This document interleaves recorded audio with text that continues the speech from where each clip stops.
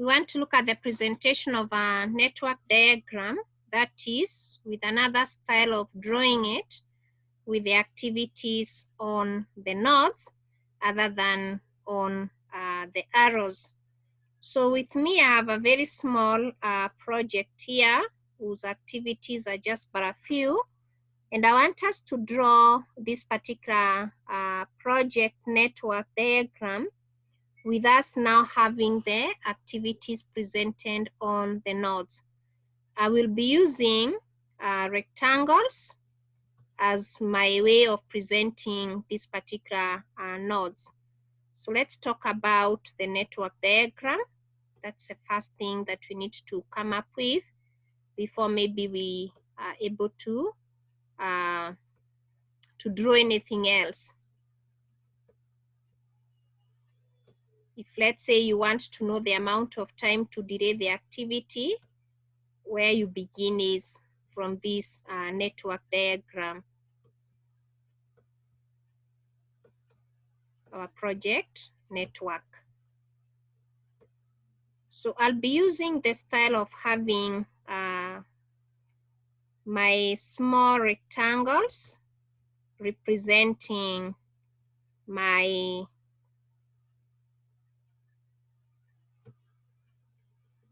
activity. And I'll also do this. I will come and divide my small rectangle into some portions, where at the center I'll put the activity name. On the lower end, I will indicate the duration of that activity. Activity A is the predecessor of activity B. So the moment we complete activity A, we can now represent activity B, because A is actually the predecessor of activity B there, as you can see. And again, I'm going to draw my activity B on the small rectangle as my node. The arrow should be pointing forward always, but that is not where I'm representing my activity. Then activity B has 3 weeks as the duration indicated. Activity A was also the predecessor of activity C. So let's represent activity C here. Again, we come and draw that particular small rectangle. We divide it into some portions.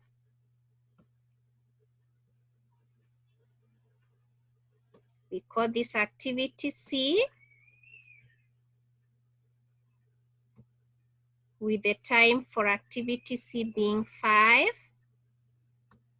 Then B and C, once they are completed, B and C, once they have been completed, we can now have the activity D.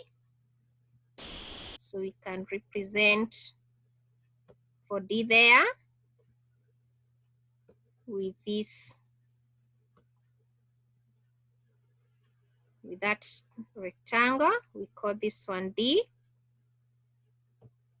The duration for D is 2 weeks. Our arrow should be pointing forward. Remember the flow of the network, showing that our project has some progress. Then finally, we have activity E, whose predecessor is activity D. So we represent for D here, and then the E marking the end of our project. It has got no successor. So this is our E as we mark the end of our project, whose duration is coming to, how long is this? 7 weeks. You can see I have a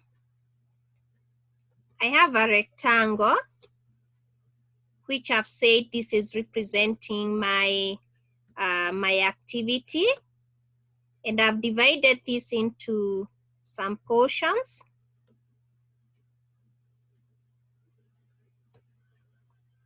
So what am I supposed to come and fill in this particular part of the circle or the rectangle in this case? Here we represent what we call activity, the activity name. On the lower end, we represent what we call the duration. Then on this end, we are going to represent its earliest start. Let me call it the ET, the earliest start time. Let me call it EST.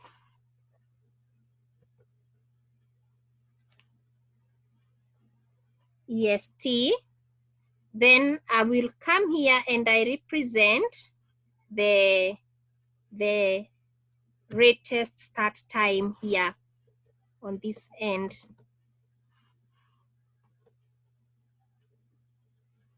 I will call it what? The latest start. Let me just call it LS.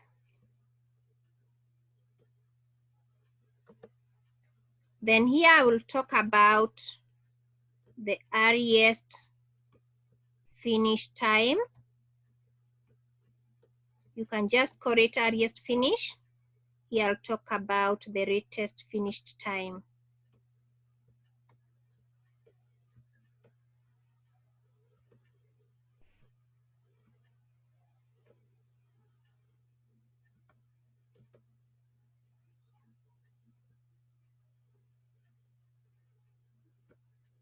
So this is what we are calling the latest start time.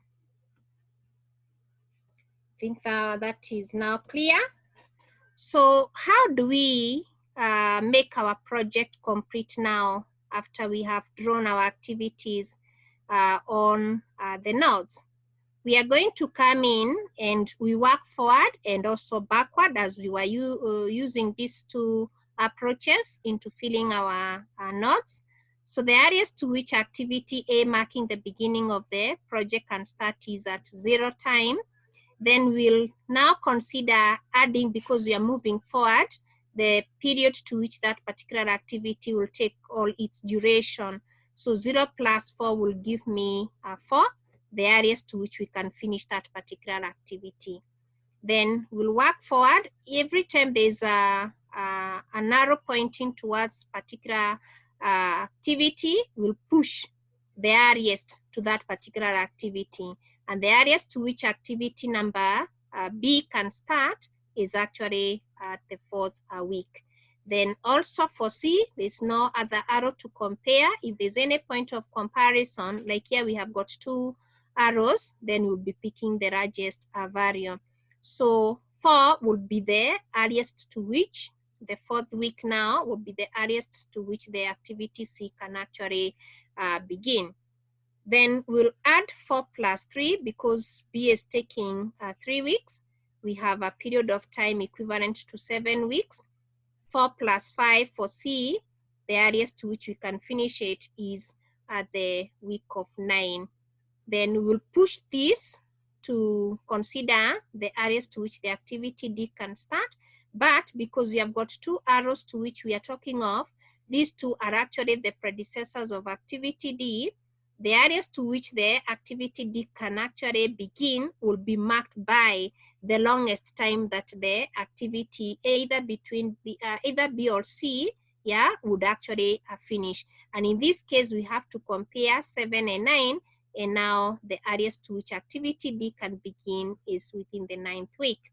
Then we'll take 9, we add it to 2. This will give us an amount of time equivalent to 7, which will push to be the earliest to which activity E can begin. No comparison here.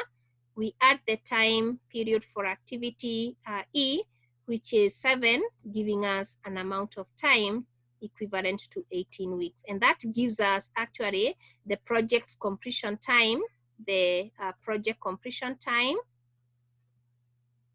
This is the project time to which it will be completed or expected to be completed. We can also call it the project's duration.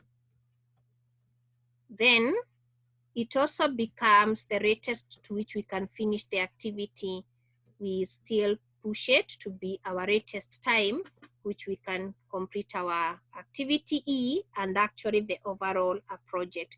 We now work backward using the backward pass. If there's any point of comparison where there are 2 arrows or 3 arrows coming from a certain node, we pick the smallest value. Now we are subtracting 18 minus 7 will have 11. There's no comparison here, so we push this 11 to be the latest to which we can finish activity known as D. Then we take 11 minus 2, we'll have an amount of time 9 weeks. Again, here we have got no comparison. We push this particular amount of time, becoming the time period to which activity C can be completed. Then again here, no comparison, we still push our period of 9 weeks to be the latest to which activity B can be completed. And then for activity B, it was taking 3 weeks. We are now subtracting 9 minus 3 to give us 6. And here 9 minus 5, it will give us 4. As we work backward, we are using the backward pass. We are pushing the amount of time, the smallest now, to which our activity A can be completed. That is the latest finish time for activity known as A here. And between between these 4 here and 6, 4 becomes the smaller figure. We'll have it. And as we subtract 4, the earliest and the latest start time for any activity marking the beginning of the project, remember, it's supposed to be 0. If you get anything else here, something is not okay. So that is how we can now draw the network diagram using what we are calling activities on the node. For any node that has its earliest start, its latest start, its earliest finish, its latest finish being the same, all these nodes, they'll actually give us the direction we can call our critical path. So I can comfortably now mark the critical path as path A, C, D, E, with the project's duration being 18 weeks. So our critical path, if asked to label that, the critical path for the project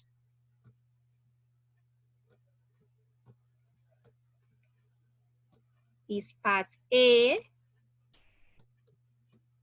C, D, E, with the project's duration being 18 weeks here. You are able to pick that. If asked to compute the total fruit for, let's say, the activities defining your project, activity, let's say A, how do we go about that? The total fruit from this format of drawing the network diagram will be given by, there are 2 ways into which you can do this. Either you take the latest start time of an activity minus the earliest start time of the same activity. And nowhere you're subtracting the duration. The earliest start time minus, the latest start time, minus the earliest start time. For example, for A here, we have 0 as the earliest start time minus as the latest start time, minus 0 as the earliest start time, giving us an amount of time equivalent to 0. Alternatively, you may use another approach. The total fruit for an activity in the project network we can compute it as, look at this, the latest finish time, the latest finish time of the activity minus the earliest finish time. For example, for activity A, how would we compute the total float? We'll take 4 here, which is the latest finish time. We minus this 4 on the upper end, which shows the earliest finish time, and it will give us an amount of 4 minus 4, 0, because this was actually a critical activity whose total float is supposed to be a 0. How about an uncritical activity? For example, activity B here. This is non-critical. This is a non-critical activity. How do we compute its total float? For activity B, yeah, the total float will be given by, we can use either of the two methods. We can consider the latest start time minus the earliest start time, which is 6 minus 4, giving us an amount of time that we can consider to delay activity B without affecting the completion time, equivalent to 2 weeks. Alternatively, the total float can as well be given by the latest finish time minus the earliest finish time, and that will give us the same 2 weeks as the delay that we can allow for activity known as B without affecting the completion time of the overall project. For these others, they are all critical. The expectation is you'll have 0 total floats. For example, 9 minus 9 or 4 minus 4, that will give us 0 for D. 11, 11, 0, 9, 9, 0. As you can see, they are critical.